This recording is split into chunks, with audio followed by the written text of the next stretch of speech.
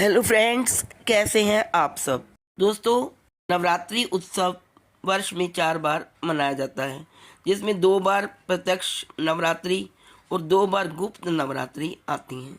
लेकिन ज़्यादातर लोग प्रत्यक्ष यानी चैत्र और शारदीय नवरात्रि को ही मनाते हैं। गुप्त नवरात्रि क्यों मनाई जाती है और इसका नाम गुप्त नवरात्रि क्यों है, आइए आज इसके बारे में इस वीडियो में जानेंगे। नवरात्रि हिंदुओं का एक प्रमुख त्योहार है। साल में चारों नवरात्रि ऋतु परिवर्तन के समय यानी चैत्र में, माघ में, आषाढ़ में और अश्विन माह में मनाई जाती हैं। इस बार साल की पहली गुप्त नवरात्रि 30 जनवरी 2025 से शुरू होगी।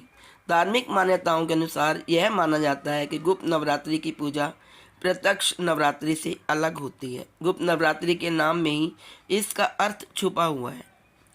तो आइए जानते हैं आखिर माघ और आषाढ़ में आने वाली नवरात्रि को गुप्त नवरात्रि क्यों कहा जाता है, इसके पीछे का रहस्य क्या है। सबसे पहले जानेंगे गुप्त नवरात्रि का अर्थ। माना जाता है कि आषाढ़ और माघ में आने वाली नवरात्रि को गुप्त नवरात्रि नाम इसलिए दिया गया है क्योंकि इसमें गुप्त विद्याओं की सिद्धि के लिए साधना की जाती है। गुप्त नवरात्रि में तंत्र साधनाओं का बहुत महत्व होता है, जिन्हें कि प्रत्यक्ष रूप में नहीं बल्कि गुप्त रूप से किया जाता है, इसलिए यह गुप्त नवरात्रि कहलाती हैं। इसमें अघोरी तांत्रिक गुप्त महाविद्याओं को सिद्ध करने के लिए विशेष पूजा करते हैं। साथ ही ये मोक्ष की कामना के लिए भी महत्वपूर्ण मानी जाती हैं। मान्यता के अनुसार चैत्र और शारदीय नवरात्र में जहाँ दुर्गा माता की 9 रूपों की पूजा की जाती है, वहीं गुप्त नवरात्रि में दुर्गा के 10 देवियों की पूजा की जाती है।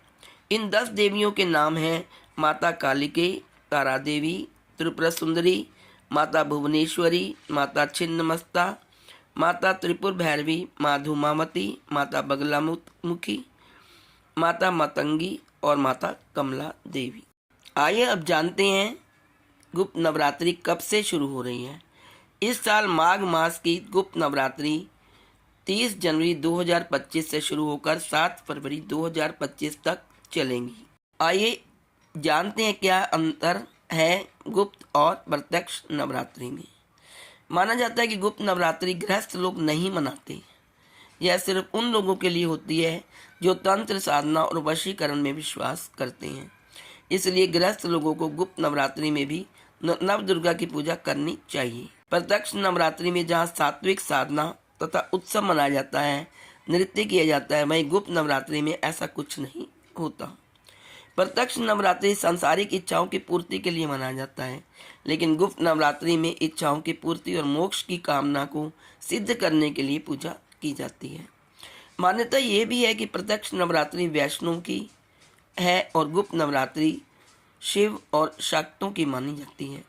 प्रत्यक्ष नवरात्रि की देवी माँ पार्वती मानी जाती है और गुप्त नवरात्रों की देवी माँ काली मानी जाती है। गुप्त नवरात्रि गोपनीय साधनाओं के लिए ज़्यादा महत्वपूर्ण मानी जाती है। इसमें शक्ति प्राप्त की जाती है और बाधाओं का नाश करने का वरदान मांगा जाता है। माघ नवरात्रि की तिथि।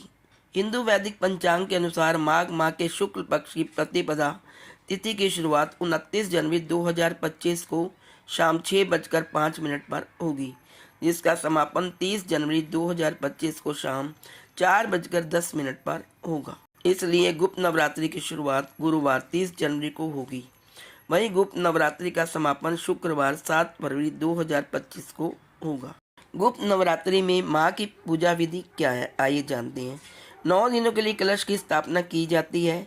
अगर कलश की स्थापना की है तो दोनों वक्त मंत्र जाप, चालीसा या सप्तशती का पाठ करना चाहिए। दोनों ही समय आरती भी करना चाहिए और माँ की ज्योत भी जलानी चाहिए। माँ को दोनों टाइम प्रसाद का भोग भी लगाएं। सबसे सरल और उत्तम भोग है लौंग और बताशा। माँ के लिए लाल फूल सर्वोत्तम होते हैं और काली माँ को आक, मदार, दूब और तुलसी बिल्कुल ना चढ़ाएं। पूरे 9 दिन अपना खान पान और आहार सात्विक रखें। गुप्त नवरात्रि में दान बहुत फलदायी होता है। गुप्त नवरात्रि 2025 के इस पवित्र समय में अगर आप अपने सौभाग्य पाना चाहते हैं तो आपको कुछ दान अवश्य करना चाहिए। माँ गुप्त नवरात्रि के दौरान अन्न का दान करना बहुत शुभ माना गया है।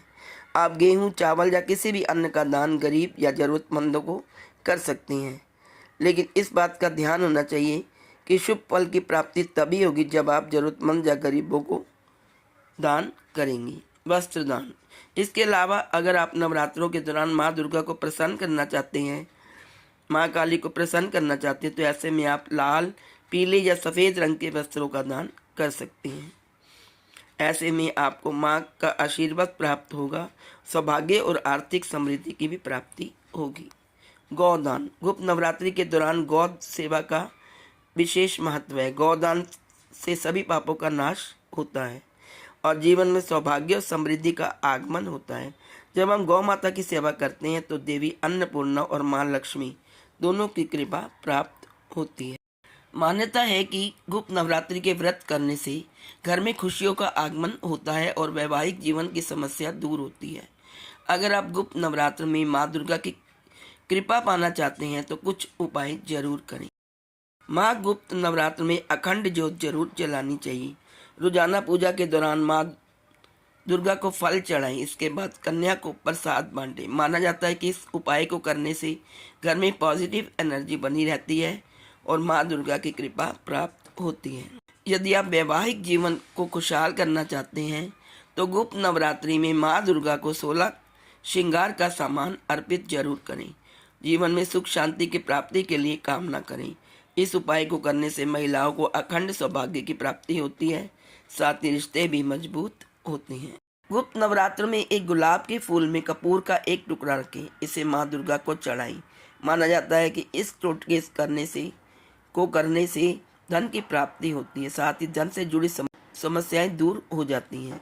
गुप्त नवरात्रि में दुर्गा चालीसा का पाठ करना चाहिए। इसका पाठ करने से रुके हुए काम पूरे होते हैं और साथ ही धन लाभ के योग बनते हैं। तो दोस्तों, ये थी संपूर्ण जानकारी माघ माह में आने वाले गुप्त नवरात्रि की। तो आप भले ही इनको ना मनाते हो, लेकिन आप रोज दुर्गा माता की पूजा कर सकते हैं, दुर्गा चालीसा बोल सकते हैं, आप माता के आगे ज्योत जगा सकते हैं और गुप्त दान कर सकते हैं। तो आप सबको मेरी तरफ से गुप्त नवरात्रि की हार्दिक शुभकामनाएं। माँ दुर्गा तथा काली आपके जीवन में सदैव खुशियाँ बरसाए तथा आपकी झोली हमेशा भंडारों से भरे। यही मेरी माँ दुर्गा और काली से कामना है।